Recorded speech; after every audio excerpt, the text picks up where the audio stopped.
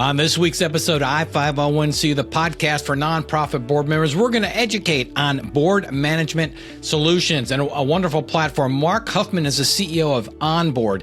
He's got 25 years experience in the software industry. You're going to hear a little bit about his past and how he evolved into becoming the CEO. And we're going to talk about nuggets, why governance is important, and why having a board management platform may be the key to that. So please welcome Marc to this discussion. Hey, did you know that we have a YouTube channel with all these podcasts and video? You get to see what's going on, what we look like when we're doing these podcasts. So if you'd like to go take a look, it's youtube.com/@thecorleycompany. We'll see you there. On this week's episode of I-501C, the podcast for nonprofit board members, I'm interviewing Marc Huffman. He's CEO of OnBoard. OnBoard is a board management solution product.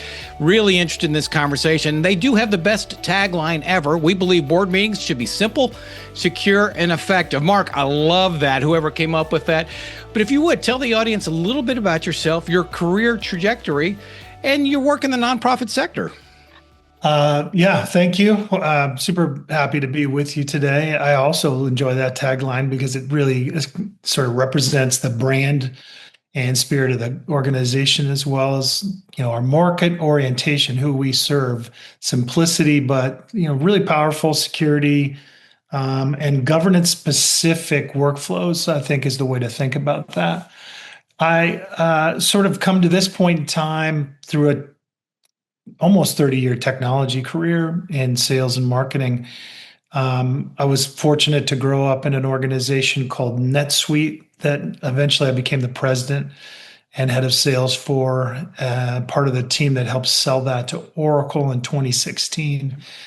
And then I was chief operating officer and then eventually CEO of a public company called Blackline Systems for several years. I was involved in a couple of public boards.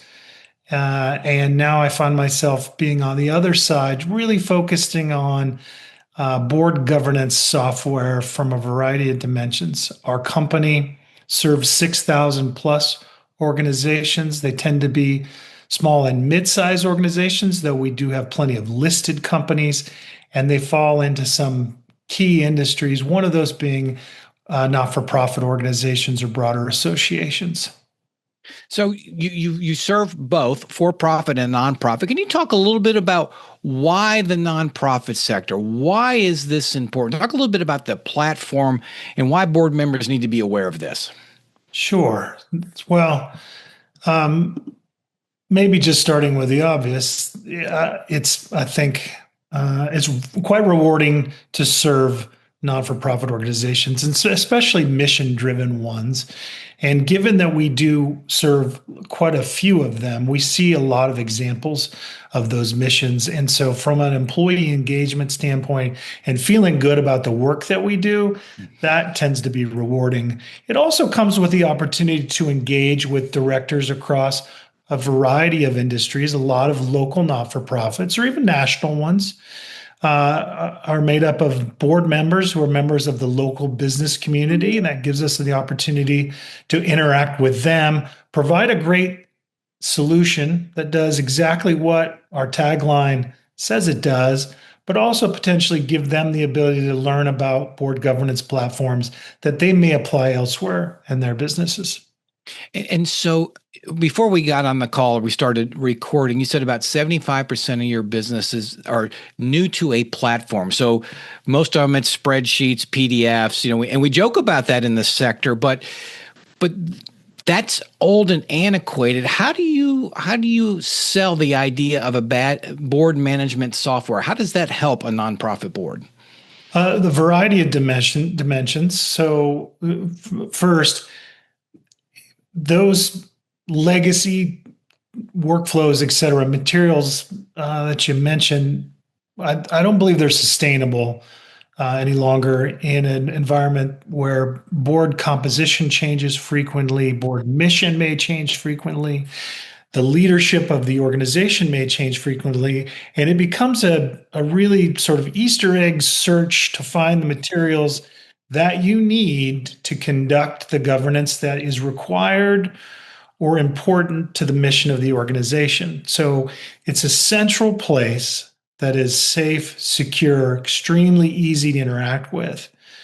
mobile platforms so that people can interact with it much like they do with their friends and family or other applications that are in their life, yet concise enough to bring all the information at the right time for the right audience. And so that's the core premise of it. We do some additional things, and there's others in the market that deliver similar platforms. We feel like we do the best out of it specifically for this section of the market from a simplicity and ease of use standpoint, driving towards operational efficiency in agenda, meeting, and board book creation, taking a lot of time and effort out of the process that people would ordinarily scurry those things together, allowing you to deliver those materials on time or early so that your board members are better prepared for a more strategic interaction, and a common repository so a board member can go back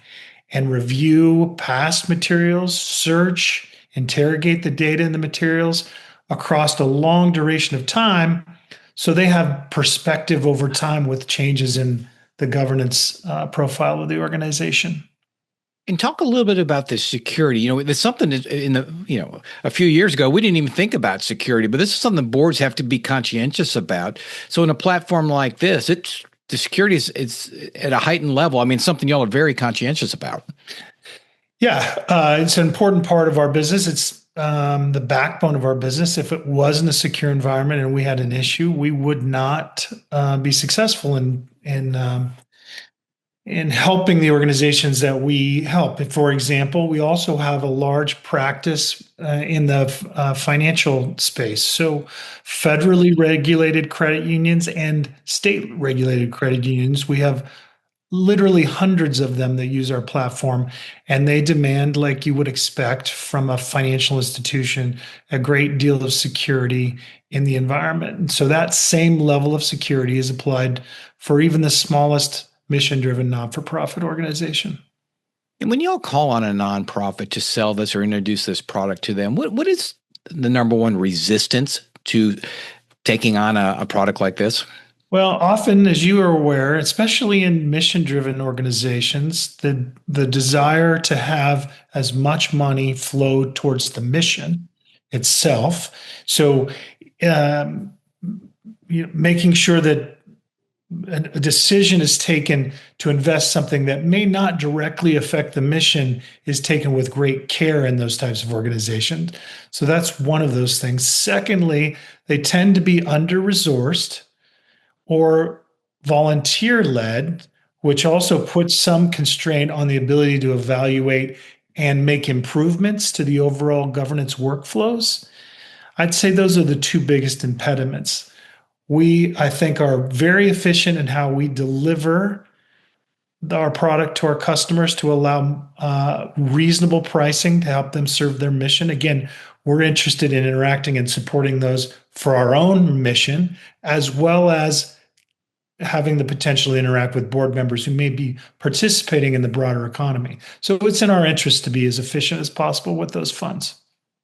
And when a nonprofit expresses interest in this, are you typically dealing with the executive director, CEO? Is it a board chair? Just curious, who would even be interested in something like this? Well, there's quite a few profiles. Often it's the executive director or some sort of administrator who is generally the person who is responsible for minute taking and material creation or gathering. Those are two real big pinch points and pains. And so that's often the place that we intersect with someone who's evaluating something. And is there a certain size organization this is most applicable to have a board software product like this? I really think all sizes. So we serve a number of national organizations, many of which in a chapter by chapter model, some of them in a national model. And then, of course, we serve the you name it localist of places in rural parts of the United States who have some level of local interest, be it in children, religious organizations, reading, literacy. We have them all.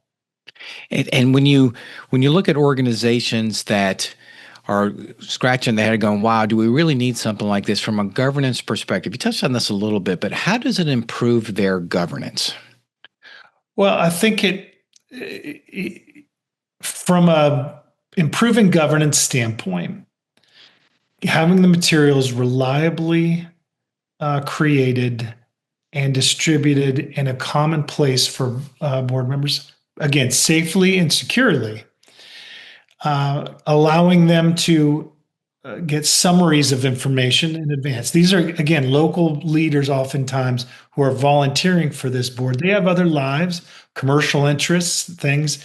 So the ability to deliver the materials on time in a summarized fashion, allowing them to take notes, annotate, allowing them to interrogate the data and ask intelligent questions with the help of our intelligent assistant, which will allow them to ask questions like, how is this particular subject matter trended over time, i.e., versus past meetings? That's impossible in the PDF world to conduct. Now, in the modern platform world, something that's federated across multiple meetings like that is very achievable. So I think it all comes down to a board member alignment and preparation for really assisting and helping those board members with the governance. Now, I saw, and you touched on this in that response, and I saw a post, you made a comment on LinkedIn about you're proud of your organization, you're implementing some artificial intelligence. And could you just talk a little bit about that and how that's going to take this product to the next level and help board members? Yeah, just to put everyone at ease, I'm like you, one half on I'm really skeptical, and the other half I'm really excited. But I'm coming to the conclusion of this hype cycle that's artificial intelligence is just another technology adoption that's going on in humankind, if you will. It's just going to have a really compressed timeline to drive change. It is automation, just like we saw when people took a lot of computing to the internet. It is going to be powerful for people, and it can be done in a safe, reliable, and secure way. So our approach is governance-specific artificial intelligence. None of the data that goes into our platform leaves the platform to go train some other model, but it really transforms a couple sides of the equation. It helps tremendously in operational efficiency. So resource-starved organizations that are trying to create meetings and calendars to get everybody aligned around when the meeting is going to take place, how it's going to take place. The agenda creation can be a conversation with the platform that says, hey, I'm Michael. I'd like to set up our October 15th meeting of the local chapter of the literacy group that I lead here. It's going to run this long. It's going to be at this location. I'd like to get a summary of past open items. The system will bring those in and suggest those to you. You can say yes, no, etc. And I'd like to have you digest this material or this email that I've circulated with the rest of the directors and propose an agenda. The machine will do that, propose the agenda, propose times. You can make adjustments and decisions based on suggestions. Same with book material build. That same thing as a conversation or a prompt, all the way through summaries of material for directors. In the end, I don't think we'll refer to it as artificial intelligence in the board platform. It'll just be the way that the board platform will work, and it'll be much more enjoyable for people. And you're really making the case that you might have people that want to be the secretary of the board if all this is taken care of for them. Yeah, minute taking is a great example. We've been doing that with automation and artificial intelligence in minute taking for the past 6 months. It's been very popular with people who are involved in that activity. So meetings are recorded, transcribed, immediately put into our system that has framework for minute taking that is really customer specific. So any given organization has a style or method for minute taking that they want. Some of them like to disclose a lot, some of them very little, some of them follow particular frameworks. It proposes a first draft in your framework. and you can agree to it, you can amend it, you can send it back to do more work, but it takes a lot of the overhead out of creating and drafting minutes that goes on in some of these meetings. Well, it sounds like this is a real game changer. And I'm curious, I'm going to move the conversation back up and as we come to the last few questions. So you do a lot of work in the for-profit sector, nonprofit sector. Can you just compare and contrast a little bit about the application in those two? I always enjoy that, understanding the difference between the two sectors. Well, one obviously is very commercially oriented, and its directors have some sort of fiduciary responsibility for the shareholders. In the other case, mission-driven or member-driven, the duties and responsibilities are probably less stringent, but nonetheless not less important. So there's a lot of common threads that pull through there, which is if you're going to be a director in either of those cases, you have responsibilities and duties, even if you're volunteering. And we should approach those things with best intentions to do the best work we can to serve that mission or member or shareholder. And that's being prepared, being trained and educated on those responsibilities, participating, driving strategy, making good decisions, assessing the risks. And all of those things come through great governance dialogue that can be better delivered to people through the use of a platform. Well, Marc, this has been absolutely enlightening. So if somebody is listening is very interested in learning a little bit more about the OnBoard platform, how did they find you or how did they find your organization? OnBoardmeetings.com is the best place to find us. Very easy to interact with our wonderful, wonderful teams. And they are thrilled to interact and support a lot of the organizations that fall into this not-for-profit space. It's the purpose behind a lot of these teams that work with them. In fact, we organize our engagement teams, our sales teams, and our customer success teams so that all they work with is a particular sector. And some of the people that worked in the not-for-profit sector come right out of member-driven organizations or purpose-driven organizations in philanthropy. So they're passionate about it and they'll support whoever shows up to discuss these platforms with them. Well, Marc, thank you. Marc Huffman, ladies and gentlemen, CEO of OnBoard. And Marc, I can't thank you enough for coming on today and sharing with us about your platform and governance in general. Yeah, great. Thanks for the opportunity, and always nice to be able to interact around something that we have such passion for. Thank you. All right, we just heard from Marc Huffman, the CEO of OnBoard, and with a tagline of, we believe board meetings should be simple, secure, and effective. Oh, man, how obvious is that? But I give them credit. Okay, Reed, 3 takeaways.